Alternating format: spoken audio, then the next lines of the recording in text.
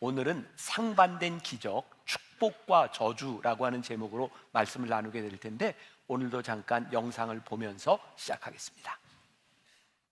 오늘 우리에게 주시는 하나님의 말씀은 열왕기하 2장 18절에서 25절입니다. 열왕기하 2장 18절에서 25절입니다. 엘리사가 여리고에 머무는 중에 무리가 그에게 돌아오니 엘리사가 그들에게 이르되 내가 가지 말라고 너희에게 이르지 아니하였느냐 하였더라.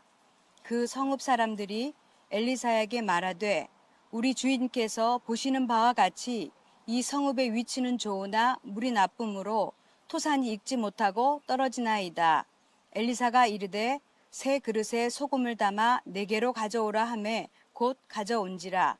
엘리사가 물 근원으로 나아가서 소금을 그 가운데 던지며 이르되 여호와의 말씀이 내가 이 물을 고쳤으니 이로부터 다시는 죽음이나 열매 맺지 못함이 없을지니라 하셨느니라 하니 그 물이 엘리사가 한 말과 같이 고쳐져서 오늘에 이르렀더라.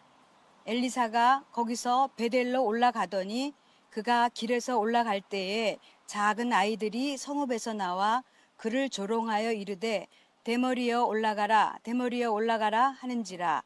엘리사가 뒤로 돌이켜 그들을 보고 여호와의 이름으로 저주하매 곧 수풀에서 암곰 둘이 나와서 아이들 중의 42명을 찢었더라. 엘리사가 거기서부터 갈멜산으로 가고 거기서 사마리아로 돌아왔더라. 이는 살아계신 하나님의 말씀입니다. 아멘. 스승 엘리야의 승천을 바라보며 갑절의 영감과 자신의 사명을 부여받은 엘리사. 그런데 문제는 그 승천을 목격한 사람이 엘리사 한 사람뿐이었다는 사실입니다. 분명히 떠난 엘리야를 계속해서 찾는 사람들.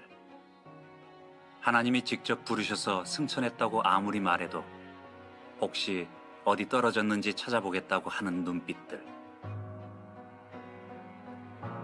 하나님께는 인정받았지만 엘리야를 따르던 수많은 사람들에게 아직 인정받지 못한 상황. 사람들 앞에서 하나님께 인정받았음을 인증받는 기적이 필요한 순간입니다. 자, 지난주에 우리가 6번째 이야기로 엘리야와 엘리사가 이렇게 사역이 체인지되는 부분들을 우리들이 함께 나누었어요. 엘리야가 거쳐왔던 그 부분을 엘리사가 다시 이렇게 거쳐가요. 요단강에서 기적이 일어나고 엘리사가 처음으로 갔던 도시가 여리고예요. 여기가 다 괜찮은데 물이 먹을 만하지 못했던 그런 물을 다시 이렇게 고침으로 소금으로 물의 근원을 치유함으로 인해서 엘리사가 드디어 엘리야의 후계자로서의 권위를 인정받게 되는 기점이 바로 여기가 아닐까. 그러니까 사람들 보는 앞에서 엘리사가 엘리야의 겉옷을 받고 다시 요단강을 가르고 왔지만 사람들이 긴가민가 했던 것 같아요. 그래서 엘리야가 이렇게 없어진 다음에 엘리야를 찾으려고 했고 그것에 실망한 사람들이 드디어 엘리사의 기적을 보게 되죠. 엘리사의 이 사건은 이제 하나님께서 본격적으로 일하실 수 있도록 엘리사에게 권위를 주셨던 그런 사건이 아닐까, 그런 생각을 하게 되고, 그리고 이제 여러분들에게 얘기하고 싶었던 게 뭐냐면 베델이에요. 아이들이 와서 엘리야에게 대머리여 대머리여 올라가라 이런 이야기를 해요. 대머리를 놀렸어요. 그랬더니 엘리사가 저주를 했는데 그때 곰이 나와서 42명의 아이들을 찢어 죽여요. 이게 참 이해하기 힘든 부분이에요. 그런데 요거 여기서 다 얘기하면 안 되는데 요거 이제 설교 시간에 들어야 돼요. 그래서 여기까지 하면 너무 그렇잖아요. 그래서 이제 영상은 여기까지고 여러분들한테 조금 설명을 할게요. 참 좋다, 편집하니까. 자, 오늘 여러분들과 함께 상반된 두 개의 기적에 대한 이야기를 나누게 될 텐데 지난주의 말씀을 여러분들이 기억하실 거예요. 엘리야와 엘리사의 차이가 있다. 엘리야는 주로 심판, 무서운 이야기를 했다면 엘리사는 고치는, 생명을 살리는 기적을 행했다. 여기까지 기억하시죠? 그런데 오늘 엘리사의 기적 가운데 정말 이해하기 힘든 저주의 기적이 나오고 있습니다. 목회자로서 이런 설교하기 참 쉽지 않은 그런 본문의 말씀인데 여러분들과 함께 나누게 될 거고요. 지도를 한번 보고, 오늘은 간단합니다. 자, 지도를 한번 보여줘 보세요. 지금까지 엘리야에 대한 이야기는 다 잊어버리세요. 계속 이어가면 너무 혼란스럽기 때문에. 자, 여기서부터, 자, 엘리야의 기적이 지금 여리고에서 시작이 되고 있죠. 여리고 보셨어요? 네, 여리고에서부터 오늘 베델로, 아주 가까운 베델로 올라가게 됩니다. 근데 여러분들이 저 여리고와 베델이라고 하는 도시를 유심히 보시면 됩니다. 오늘 말씀 가운데 베델 밑에 예루살렘 보여요? 네, 예루살렘 그 위를 기점으로 이렇게 가로로 쫙 나누면 위가 북이스라엘이고 남쪽이 남유다가 됩니다. 이스라엘 사람들에게 가장 중요한 도시 하나를 꼽으라 그러면 예루살렘을 꼽을 수 있어요. 예루살렘은 남유다의 수도가 되는 거죠. 근데 저기는 단순히 정치적인 수도뿐만 아니라 종교적인 중심입니다. 북이스라엘 사람들이 나누어졌지만 그들은 늘 어디를 동경했냐면 예루살렘을 동경했어요. 그래서 북이스라엘 통치하던 왕들에게 예루살렘을 대체할 수 있는 곳이 필요하겠다 생각했고 바로 베델에서 제사를 지내게 합니다. 그리고 베델은 우상의 중심지가 됩니다. 자, 여기까지. 이것만 여러분들이 머릿속에 쫙 넣고 들으셔도 되는데 이해가 된 거죠, 여기까지? 네, 이제 말씀으로 들어갑니다. 자, 여리고에 머무는 중에 나타났던 일. 자, 열왕기하 2장에 보니까요, 엘리야가 행했던 기적과 엘리사가 행했던 기적이 동일하게 나오고 있는데 그게 요단강을 가른 사건이었어요.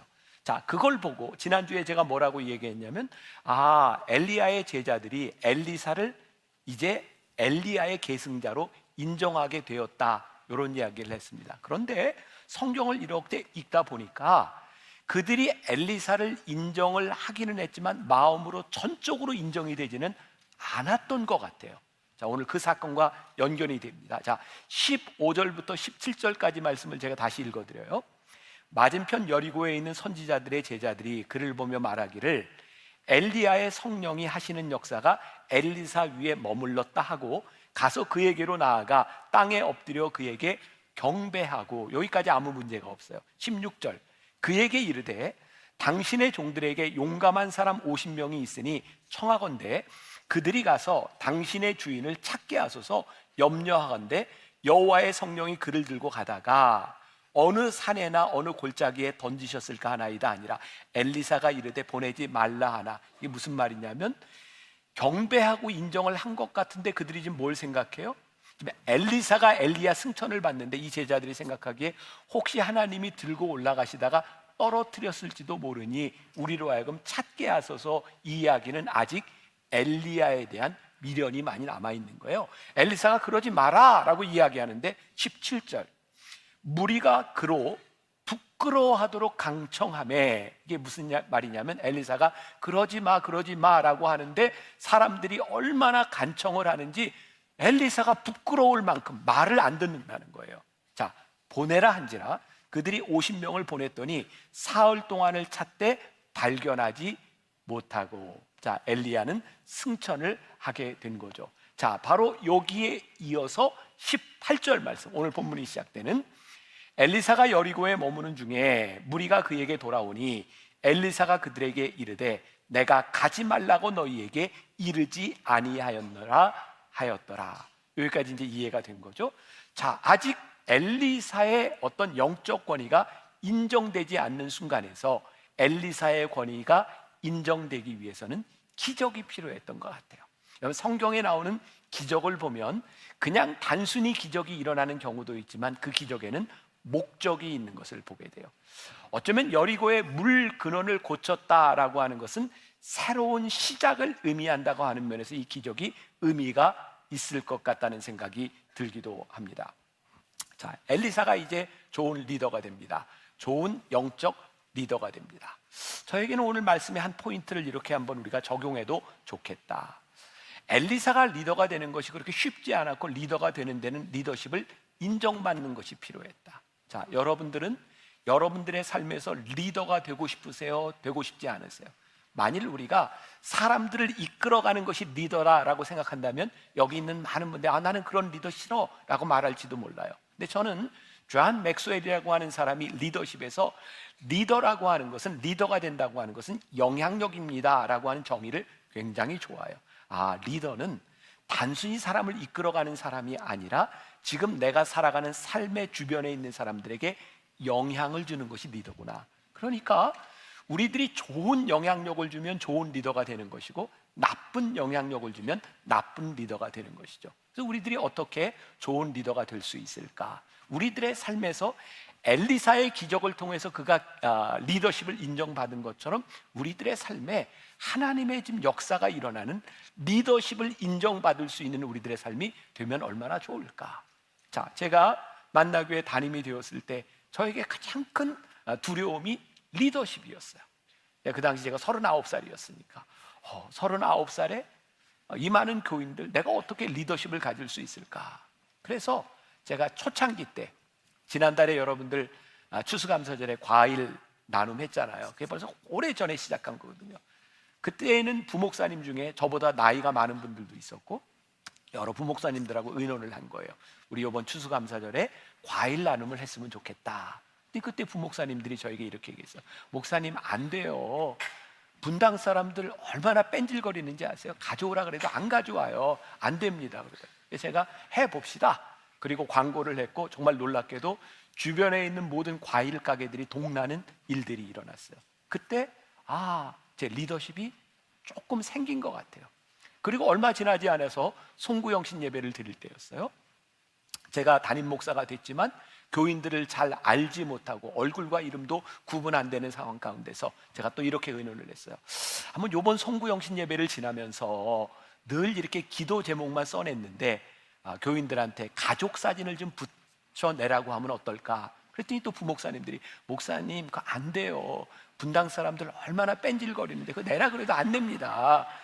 그 당시에는 사진을 찍으면 사진관에 가서 인화를 해서 내야 될 때였어요. 안 된다는 거예요. 해봅시다. 그리고 제가 교인들에게 이렇게 얘기했어요. 여러분들이 이번 송구영신 예배 때 이렇게 가족 사진을 붙여서 내주시면 제가 그분들에게 손편지를 쓰겠습니다. 그 기도 제목을 보고. 그렇게 약속을 했는데 벌써 오래전이죠. 1000가정이 사진을 붙여냈어요. 제가 1월 2일부터 편지를 쓰기 시작해서 9월 31일까지 제가 매일 편지를 썼어요. 교인들 기도 제목을 보고 그 교인들에게 맞는 성경 구절을 찾고 손편지를 한 페이지씩 9월 31일까지 딱 끝내고 마음에 결심했어요. 다시는 안 하리라. 정말 죽는 줄 알았어요. 그렇게 힘들지 몰랐어요. 근데 그때 리더십이 생긴 거예요. 왜? 좋은 열매가 있었기 때문이요. 오늘 엘리사를 보면서 그런 생각이 났어요. 저에게도 만나교회 목회를 하면서 좋은 열매를 통해서 리더십을 가졌던 것처럼 여러분들의 삶에 하나님의 역사가 일어나는 그런 좋은 열매를 통해 리더십을 가질 수 있는 사람이 되면 얼마나 좋을까. 엘리야는 물의 근원을 고치는 그 일을 통하여 리더십을 가지게 되죠. 자, 어제 말씀 잠깐 다시 가보면 엘리야는 저주와 심판에 대한 무서운 이야기를 하고 있다면 엘리사는 생명을 살리는 그런 기적을 행했다라고 제가 이야기를 했어요. 이제 다음 주부터는 엘리야가 살리는 기적을 행했던 많은 것들을 우리들이 보게 될 텐데 여러분들에게 이제 그런 관점으로 이 성경을 좀 보면서 가면 좋겠다. 엘리야가 행하는 기적을 통해서 하나님의 긍휼과 자비를 우리들이 느낄 수 있으면 좋겠다. 지난주에 제가 불렀던 찬양이 있죠. 주의 인자는 끝이 없고 그의 자비는 무궁하며 아침마다 새롭고 늘 새로우니 주의 성실이 금이라 성실하신 주님. 주의 인자는 끝이 없고 그의 자비는 무궁하며. 이 찬양이 너무 좋아요. 하나님, 우리 성도들에게 주의 인자와 자비가 끝이 없이 무궁하게 우리들에게 고백되었으면 좋겠습니다. 우리들의 삶이요 주의 인자와 이 긍휼과 자비가 참 고백되면 좋을 텐데, 여러분들 가운데는 이 신앙생활을 하면서 하나님으로 인한 신앙생활에 많은 상처를 가진 분들도 있어요. 징계를 받은, 심판을 받은, 그리고 여러분들 가운데는 지금 당하는 어려움들과 고통들이 이게 내가 하나님 앞에 심판과 징계를 받는구나 라고 생각하는 분들도 있을 거예요. 맞아요, 그럴 수 있어요. 그러나 우리가 하나님의 심판과 징계보다는 우리들에게 주시는 하나님의 은혜를 기억하는 사람이 되었으면 좋겠다. 얼마 전이에요, 저희 딸내미하고 사위가 저희 집에 와서 저한테 이렇게 얘기는, 아빠 너무 재밌는 드라마가 하나 있는데 이것 좀 봐요 그러면서 틀어줬어요. 힘센 여자 강남순이었어요. 혹시 보신 분이 있는지 몰라요. 그 드라마를 보는데 이런 내용이 나와요. 그 힘센 여자 강남순 이제 주인공인데, 그 엄마가 딸을 오래전에 몽골에서 잃어버리고 딸을 이렇게 찾는 거예요. 근데 찾을 수가 없어요. 근데 엄마가 굉장히 부자인데 어떤 그 조선족 아이 하나가 힘이 굉장히 좋아서 엄마 딸이라고 속였는데 그렇게 여겨지게 된 거예요. 그 부잣집의 딸로 들어가니까 많은 것들을 누릴 수 있었어요. 그런데 진짜 딸이 나타난 거예요, 강남순이. 그 순간 이 딸은 쫓겨나게 돼요. 근데 참 신기하죠. 자기가 속이고 들어와서 누렸던 것, 진짜 딸이 와서 쫓겨나는데 어떤 생각을 하냐면, 내가 저 진짜 딸 때문에 내 인생이 불행하게 됐어. 그리고 그 딸을 죽이려고 합니다. 그런데요, 그 엄마와 딸이 진짜 딸을 죽이려고 했던 그 딸이 리화자인데, 얼굴도 보여드릴게요. 리화자. 네, 이 친구예요. 이 친구가 진짜 딸을 죽이려고 했는데 그걸 다 용서를 해줍니다.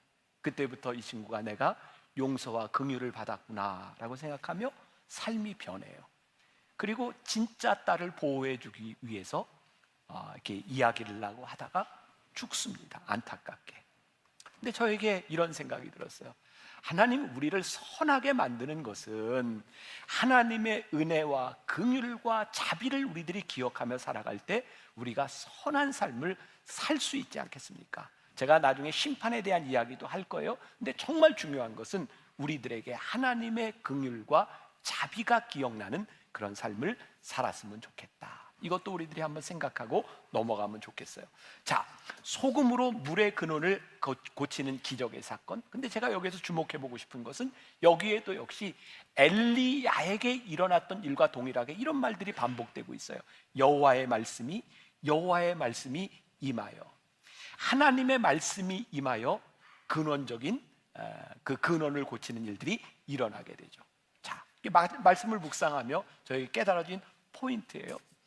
이 말씀을 보는데 저에게 생각난 기적이 어떤 게 있었냐면, 여러 가지가 있지만 또 요한복음 4장에 예수님께서 그 사마리아 우물가의 여인을 만나셔서 그 여인에게 생수를 말씀하셨던 그것도 기억이 났고, 이스라엘 백성들이 출애굽하는 중에 홍해를 건넜던 그 물도 생각이 났고, 홍해를 건넌 다음에 3일 길을 가다가 광야에서 그들이 쓴물을 만났는데 하나님께서 마라의 쓴물을 단물로 바꾸어 주시는 기적도 생각이 나게 되었어요. 그러면서 이런 생각을 했어요. 우리들이 기적을 만나는 그 순간은 기적이 일어나지 않으면 안 되는 정말 힘들고 어려운 순간에 우리들이 기적을 만나게 되는구나. 여러분들의 삶에 하나님, 저 정말 너무 힘들고 제 힘으로 어쩔 수 없는 이 시간들을 지나가고 있는데 하나님의 기적이 필요합니다. 이러한 순간들이 우리들에게 있을 거예요. 그런데요, 우리는 우리들의 삶에서 내가 왜 고통을 받는지, 내가 왜 이 어려움을 당하는지, 하나님 왜 저를 이렇게 사망의 음침한 골짜기로 집어넣으시는지 우리들이 다 이해하거나 다 설명할 수 없는 일들이 너무 많은 거예요. 여리고에 있는 이 물의 근원이 왜 이렇게 먹을 수 없는 것이 되었는지 우리는 설명할 수 없을지 몰라요. 근데 우리들에게 진짜 중요한 게 있다. 우리들에게 왜 어려움이 왔는지 그것을 설명하지 못할지라도 이 어려움 가운데서 우리를 치유하시고 우리를 새롭게 하시는 하나님의 은혜를 경험할 수 있는 것, 그래서 우리들의 삶에 간증이 만들어지고 우리들의 삶에 고백이 만들어지는 것, 그게 기적의 사건이 아니겠는가. 작년인가요 벌써? 여러분들 박위 형제 기억하세요? 저하고 토크 설교를 할 때 휠체어를 타고 올라왔던 박유 형제가 사고로 인해서 전신마비가 되게 되었고, 그 어려운 시간을 지나갈 때 병원에서 이제 가족들이 돌보기에는 너무 힘들다고 생각해서 간병인을 써야 되는 상황이었어요. 그때 그 박유 형제의 동생이 이렇게 얘기를 했대요. 아니, 나는 내 형을 다른 사람에게 맡기고 싶지 않다고. 그리고 대학에 휴학계를 내고 6개월 하루 24시간을 형 옆에서 지나게 됩니다. 시간이 지나고 그 형이 동생에게 이렇게 물었대요. 동생 이름이 지우인데, 지우야, 너한테 장애는 뭐야? 그랬더니 동생이 이렇게 대답을 하더래요. 장애는 우리 가족을 하나로 만들어주는 일이었어. 왜 이 박유 형제에게 그런 어려운 사건이 일어났는지, 이걸 우리들이 어떻게 설명할 수 있을까요? 우리들의 삶에 어려움과 고통이 일어나는 일들은 누구나에게 일어날 수 있는 일이에요. 여러분들 예수를 잘 믿고 여러분들이 믿음 생활을 잘한다고 이 세상의 고통과 어려움들이 여러분들을 비껴갈 거예요? 그렇지 않습니다. 여기 있는 우리들 가운데는 암에 걸릴 수 있는 사람도 있고 어려움을 당할 수 있는 사람도 있고 그 고통이 우리를 비껴가지 않습니다. 그런데 한 가지, 하나님을 믿는 사람들에게 그 고통의 시간을 지나가면서 하나님이 우리들에게 무엇을 말씀하시고 우리의 인생을 어떻게 이끌어 가시는지를 우리들이 볼 수는 있어요. 이 소금 근원을 치유한 이 사건을 통하여 엘리사는 이제 좋은 리더십을 가지고 하나님의 사역을 감당하게 되죠. 이제 우리가 참 풀기 힘든 어려운 저주의 이야기로 넘어가 볼게요. 성경에는 우리가 참 이해하기 힘든 이야기들이 있는데 그 이야기들의 대부분이 심판에 대한 이야기예요. 홍수로 심판을 하시고 소돔과 고모라, 어떻게 저렇게 하나님 잔인하게 저렇게 심판하실 수 있을까? 어떻게 저런 일들이 일어날 수 있을까? 하나님이 자비의 하나님, 긍휼의 하나님이라고 하는데 어떻게 이런 일들이 일어날 수 있을까? 근데 우리들이 분명히 알아야 되는 게 있어요. 하나님은 분명히 자비와 긍휼을 베푸시지만 하나님의 심판과 하나님의 공의는 여전히 살아있다는 거예요. 자, 오늘 말씀 이해하기 힘든 부분 23절, 24절 우리 같이 한번 봅시다. 자, 시작. 엘리사가 거기서 베델로 올라가더니 그가 길에서 올라갈 때에 작은 아이들이 성읍에서 나와 그를 조롱하여 이르되 대머리여 올라가라, 대머리여 올라가라 하는지라. 엘리사가 뒤로 돌이켜 그들을 보고 여호와의 이름으로 저주하며 곧 수풀에서 암곰 둘이 나와서 아이들 중에 42명을 찢었더라. 이 본문을 가지고 설교하는 게 얼마나 힘들까요? 그래서 여러분들 중에는 이 이야기를 처음 듣는 분들도 있을 거예요. 왜? 목회자들이 이 본문을 택해서 설교하기 힘든 거죠. 이 본문을 가지고 여러분, 애들이 엘리사를 놀리다 42명이 곰에 찢겨 죽인 사건 여러분들 기억하십니까? 여러분, 목회자에게 잘못하면 이래 되는 겁니다. 할렐루야. 정말 조금 이상한 사람 아니고는 이렇게 설교하기가 참 힘들지 않을까요? 목회자를 놀린다고 어떻게 이런 일이 일어날 수 있겠습니까? 그리고 이 본문의 말씀은 저에게 무지하게 와닿는 부분이잖아요. 아까 그 영상을 보면서 여러분들 막 이렇게 참고 있는 모습을 봤는데 뭔가를 생각하는 것 같아요. 자, 이렇게 대머리라고 놀리는 이 일 때문에 어떻게 이런 저주의 일들이 일어날 수 있을까? 저 가끔 이렇게 로비에서 이렇게 교인들 인사할 때 아주 어린 애들이 저를 참 좋아하잖아요. 아이들이 막 와서 인사하고 그러는데 간혹 어떤 아이들이 목사님 대머리 이러는 때가 있어요. 그럼 옆에서 엄마 아빠들이 급 당황해요. 그러지 마. 너 이게 뭐야? 근데 제가 속으로 생각해요. 집에서 저렇게 불렀구나. 제가 이렇게 생각을 해요. 애들이 그냥 하겠나. 자, 굉장히 당황스러운 상황이죠. 그러면 제가 그런 상황을 이렇게 맞이했을 때 너희는 목사님한테 그게 뭐야? 하고 저주를 해야 될까요? 아니면 유머로 넘겨야 할까요? 유머로 넘기는 게 당연하겠죠. 옛날 그 선지자들은 그런 유머 코드도 없었는가? 아니, 우리 교회 아들은 또 참 특이한 게 변화산 기도회 때가 되면 아이들이 저에게 조그만 사탕, 초콜릿 이렇게 선물을 하는데 손편지하고 그림도 그려져요. 뭐 제 모습은 그대로 그리는데 제가 참 당황스러운 건 예수님을 이렇게 그린다는 거예요. 네. 이제 보여요, 예수님이? 네. 우리 교회 아이들에게는 예수님도 대머리예요. 자, 그러면 애들이 예수님을 대머리라고 저렇게 그렸다고 아이들을 저주해야 되는가? 그렇지 않은 거예요. 그러면 오늘 이 말씀이 우리들에게 무엇을 얘기하고 있는가? 이거를 우리들이 풀어가야 되는 거죠. 자, 이 말씀을 풀어가는데 중요한 단서가 되는 게 바로 베델이라는 지명이에요.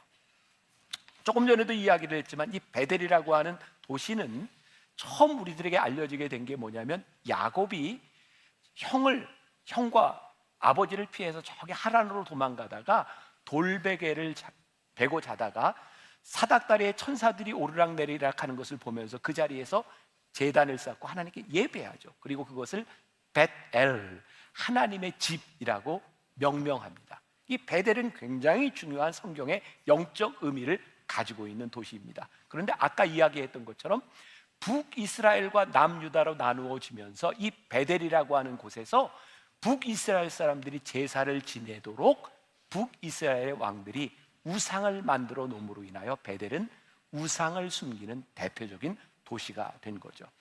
거기에서 이스라엘 백성들이 하나님께 범죄하는 근원이 되는 도시가 생긴 거예요. 그런데 그 도시에 있는 아이들이 엘리사를 보면서 대머리여 올라가라, 대머리여 올라가라 라고 이야기를 했는데, 이 작은 아이들이 왜 그런 이야기를 했을까? 굉장히 중요한 일인데요, 이 베델이라고 하는 도시가 우상 숭배로 물들었다고 생각한다면, 지금 엘리사가 여리고에서 기적을 행하고 왔음에도 불구하고 그들은 엘리사를 조롱할 뿐만 아니라 하나님을 인정하지 않고 있는 거죠. 여기 작은 아이들이라고 하는 말을 그냥 액면 그대로 받아들인다면 이 아이들이 부모의 영향을 받았구나, 이게 그냥 습성화되어 있구나 라고 생각할 수도 있어요. 그러나 그것만 가지고 이 문제를 풀어가기에는 조금 무리가 있죠.